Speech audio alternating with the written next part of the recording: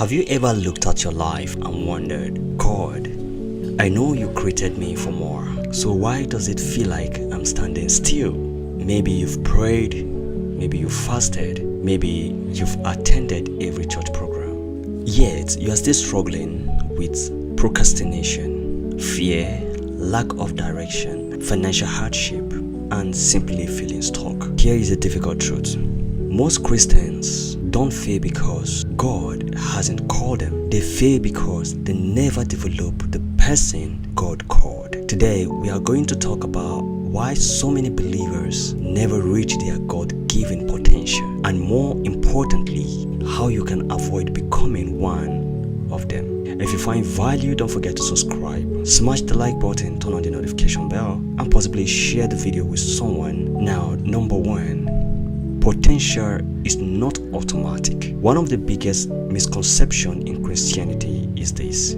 if God has a plan for my life, it will happen automatically. But that is not how the Bible works. Think about Moses. God called him, yet Moses still had to confront Pharaoh. Think about David.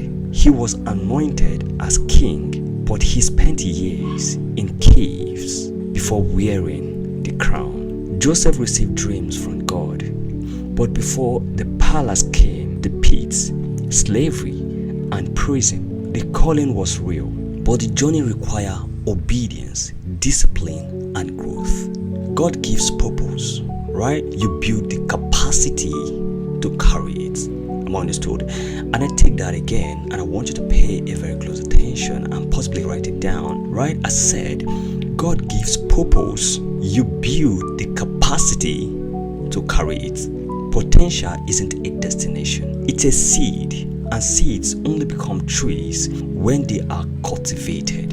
Am I understood? And that takes us to number two. And here I'm gonna give you 5 reasons, right? Most Christians never reach their potential. And reason number 1, they pray without taking action. Prayer is powerful, but prayer was never meant to replace responsibility, right? Many people ask God for opportunities while refusing to prepare for them. Now imagine praying for a successful business but never learn marketing, praying for financial freedom but never budgeting or investing, praying to become a leader but refusing to develop communication skills. Faith moves mountains, but faith also moves people.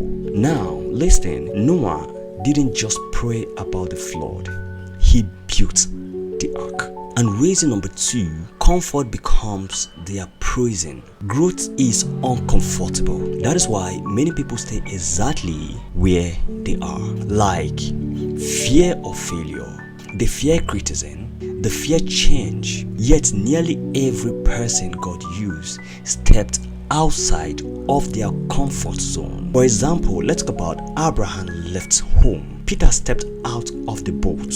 Esther risked her life. Comfort feels safe, but comfort rarely produces greatness. Your future is often hidden behind everything you are afraid to do.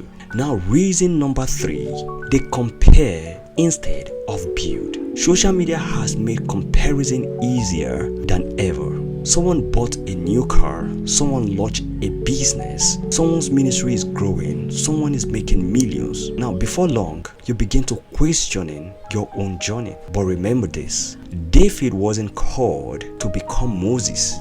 Am I understood? Paul wasn't called to become Peter.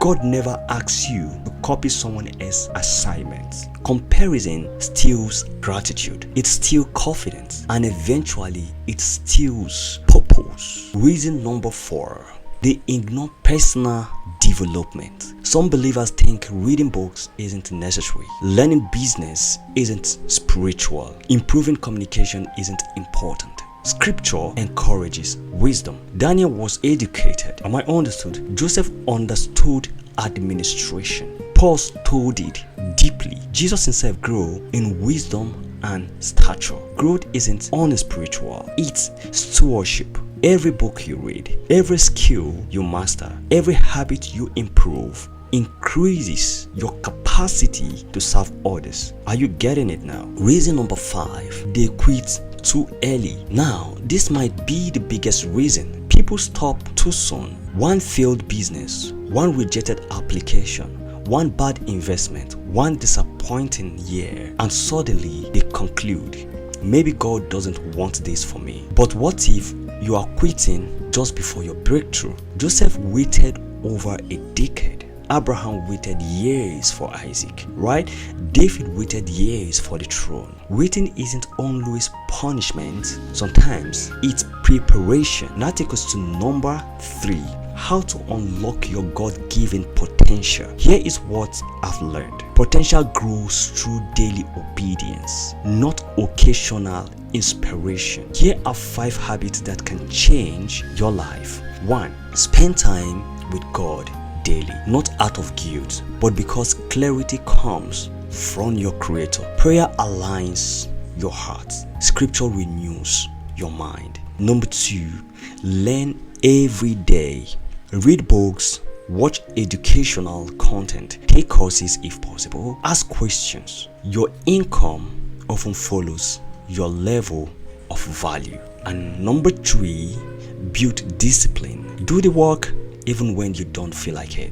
Discipline is choosing what matters most over what feels easiest. Number 4, serve people. Success isn't about becoming famous. It's about solving problems.